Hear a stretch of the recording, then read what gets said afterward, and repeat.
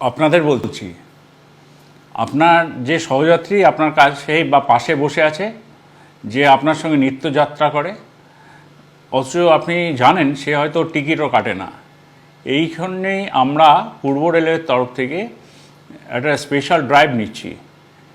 এই যে সহযাত্রীরা টিকিট কাটছেন না, আপনার সহযাত্রীরা, তাদেরকে একটু বলে রেখে দিন যে যে কোনো দিন যে কোনো মুহূর্তে, যেমন ধরুন তালদি থেকে আমরা হয়তো চাপবো টিকিট চেকিং স্কোয়াড সন্ধ্যে 6টায় বা 7টার সময়, তখন ধরা পড়লে কিন্তু সমাজে মান ইজ্জত একদম ধুয়ে যাবে, খারাপ লাগবে সবারই।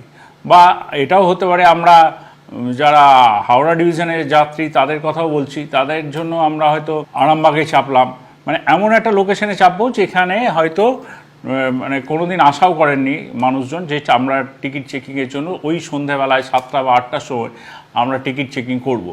এটা উদ্দেশ্য কিছু নয় যে টিকিট চেকিং করে আমরা রেলওয়ে প্রচুর লাভ করবে, এটা নয়। কিন্তু যেটা উদ্দেশ্য সেটা হলো যে আপনার সহযাত্রীকে একটু বুঝিয়ে দেওয়া যে মানুষের উপকারের জন্য রেল এই কাউন্টারগুলো করেছে, ইউটিএস সিস্টেম করেছে যাতে সহজে টিকিটটা কাটতে পারে।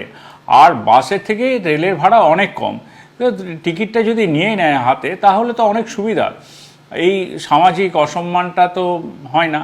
যেমন আমরা এটাও ভেবেছি যে ঝাপটার ঢাল বা ওইদিকে কাটোয়া, এরকম ছোট ছোট লোকেশন ধরে আমরা চেপে যাব, চেপে গিয়ে বা ওইদিকে লালগোলায় চেপে যাব, বা ধরুন এখানে কুলটিতে চাপলাম, এরকম করে আমরা বিভিন্ন জায়গায় ছোট ছোট করে আমরা এবার টিকিট চেকিং শুরু করছি পূর্ব রেলের তরফ থেকে। শুধু আপনাদের কাছে এটা বিনীত অনুরোধ, আপনার সহযাত্রী যে টিকিট কাটছে না তাকে টিকিট কাটান, মাত্র 5 থেকে 10 টাকা মাত্র ভাড়া, যেখানে বাসে অন্তত 50 টাকা 70 টাকা 100 টাকাও বাস ভাড়া হয়ে যায় সেই সমদূরত্ব জার্নি করতে গেলে।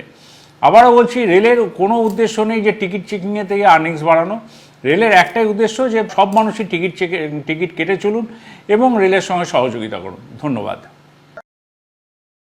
দ্য সহজ পাঠ, সহজ কথা, সঠিক তথ্য।